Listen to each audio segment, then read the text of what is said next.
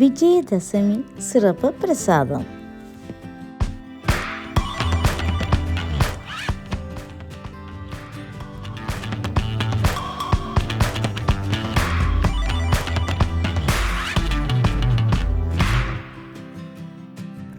அனைவருக்கும் அன்பான வணக்கம் மற்றும் விஜயதசமி வாழ்த்துக்கள்.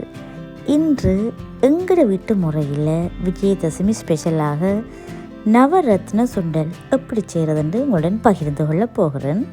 இதுக்கு நான் மொச்சக்கொட்டை, கொண்டக்கடலை, பாசிப்பயிறு, கவுப்பி இப்படி 4 வகையான தானியங்களை ஓவர் நைட் ஊற போட்டு வச்சுருக்கிறேன். 2 நாளாக நான் பட்டாணியை ஊற போட்டு வச்சுருக்கேன். அது அவியறது கொஞ்சம் கஷ்டம். இப்போ பாருங்கள், இப்படி அவிஞ்சு வேறக்குள்ளே இந்த நுரையை நீங்கள் எடுக்க வேணும், இல்லாட்டி கேஸ் போகுமாகும் வயிற்றில். அடுத்தது உங்களோட தண்ணியில் கால்சியம் இருந்ததுன்னா தானியங்கள் ஒன்றும் அவியவே அவியாது, அவிகிறதுக்கு நேரம் எடுக்கும். அவ்வளோதான் அவிச்சாலும் முழிச்சு பார்த்து கொண்டே இருக்கும். அதனால் தண்ணியை கொதிக்க வச்சு வடித்து நீங்கள் ஜூஸ் பண்ணலாம். அப்படி இல்லாட்டி கொஞ்சம் மினரல் வாட்டரை ஜூஸ் பண்ணி நீங்கள் அவிக்கலாம். டக்கண்டு வடிவாக அவிஞ்சு பூ மாதிரி விரிஞ்சு வரும். இப்போ கடல் உப்பு சேர்க்குறேன். உங்களோட தேவைக்கு ஏற்ப எடுத்துக்கொள்ளுங்க. எங்களோட தண்ணியிலையும் கால்சியம் இருக்குது. நான் கொதிக்க வச்சு வடித்த தண்ணியை எடுத்தான் இதுக்கு விடுறேன். விட்டு ஊற போட்டேன்னா அந்த ஊற போட்ட தண்ணியோடு தான் நான் விற்கிறேன்.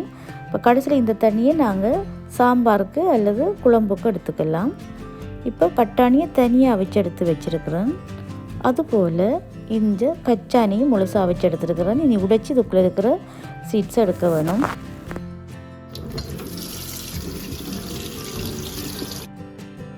இந்த மாங்காயை சும்மா கழுவிட்டு அப்படியே போடலாது. நான் தோலோட போட்டால் ஒரு டேஸ்ட் மாங்காய். ஆனால் இங்கே தோல் எல்லாம் மெழுகு மாதிரி ஒன்று பூசி வரும். அதால் அதை சுரண்டிட்டு கழுவி போட்டு மாங்காயை கொத்தி போட போகிறேன். ஊர்லண்டா நீங்கள் சும்மாவே கழுவிட்டு அப்படியே கொத்தி போட்டு விடலாம். இது நல்ல காயண்டு வேண்டினேன். அது உதர்காயாக இருக்குது, அதாவது லைட்டாக இனிப்பும் புளிப்பும் போல் இருக்குது. இதைத்தான் மாங்காய் கொத்தி போடுதல்னு சொல்வது. இனி தேங்காய் சோந்து போடுறதுன்னு சொல்லுவாங்க. அதாவது தேங்காயை பல்லாக சூந்து போடுறதுன்னு சொல்லுவாங்க. அந்த முறை தான் இது. பாருங்கள், வளைச்சி சின்ன சின்ன கத்தியால் கீறி விட்டு ஒரு உள்ளால் ரவுண்டாக அப்படியே கட் பண்ணி வந்தீங்கன்னா பல்லாக வரும். சில சமயம் பெரிய பல்லாக வந்தால் நீங்கள் 2ஆவது கட் பண்ணி போடலாம்.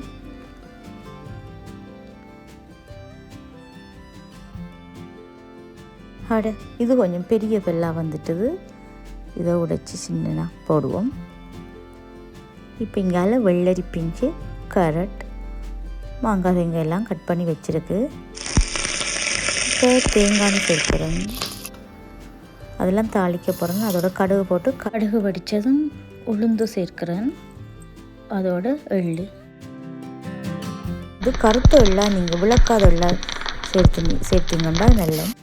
வெட்டி வச்ச வெங்காயம், ரம்பையில் கறிவேப்பில் எல்லாத்தையும் சேர்த்து தாளிப்போம். டீஸ்பூன் நெய்யில் இஞ்சி பூண்டு விழுத போட்டு தாளிப்போம்.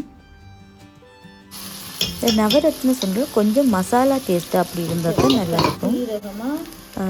அதப்போ சீரகம் சேர்க்குறோம்.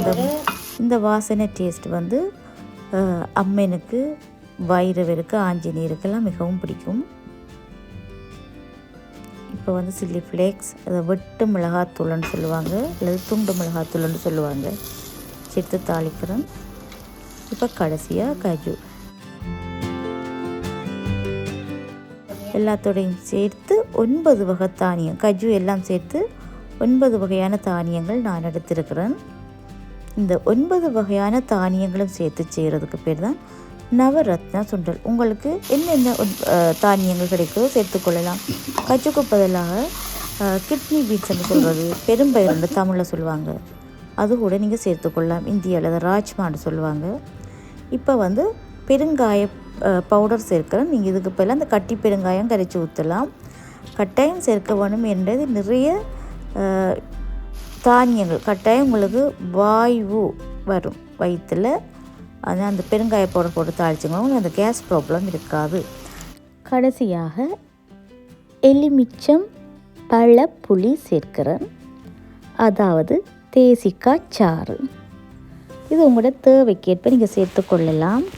ஆனால் இந்த புளி கொஞ்சம் தூக்கலாக இருந்ததுண்டா நல்லம். அதோட இந்த புளிகளை சேர்க்காமல் ஒரிஜினல் தேசிக்காயை வேண்டி நீங்கள் விடுங்க. இரண்டா அம்மனுக்கு அந்த இதுகளெல்லாம் ஃப்ரெஷ்ஷாக போடுறது, பிரசாதம் தானே, ஃப்ரெஷ்ஷாக போடுறது நல்லது. உங்களோட வீட்டு பிரசாதங்களுக்கு செய்யலாம், பின்னேற்றத்தில் டிஃபன் மாதிரி செய்யலாம். டயட்டுக்கு கூட நீங்கள் இதை காலையில் சாப்பாட்டுக்கு இப்படி செய்து எடுத்துக்கொள்ளலாம். இறுதியாக துருவி வச்சிருக்கிற கேரட், கொத்தி வச்சிருக்கிற மாங்காய், தேங்காய், வட்டி வச்சிருக்கிற வெள்ளரி பிஞ்சு எல்லாத்தையும் நல்லா அப்படியோ கிளறி சேர்த்து விடுங்க. இதெல்லாம் நீங்கள் ஃப்ரெஷ்ஷாக பச்சையாகத்தான் போட வேணும். இதெல்லாம் தாளிக்கக்கூடாது. தாளித்தா உங்களுக்கு அதில் அந்த விட்டமின்ஸ் எல்லாம் போயிடும். ஏன்னா இதை மிக சின்ன சின்ன துண்டுகளாக நாங்கள் வெட்டியிருக்கிறோம். இது மிகவும் ஒரு ஆரோக்கியமான, சத்தான, சுவையான, இலகுவாக செய்யக்கூடிய ஒரு பிரசாதம். கண்டிப்பாக இதே முறையில் ட்ரை பண்ணி பாருங்கள். நன்றியுடன் தீபா.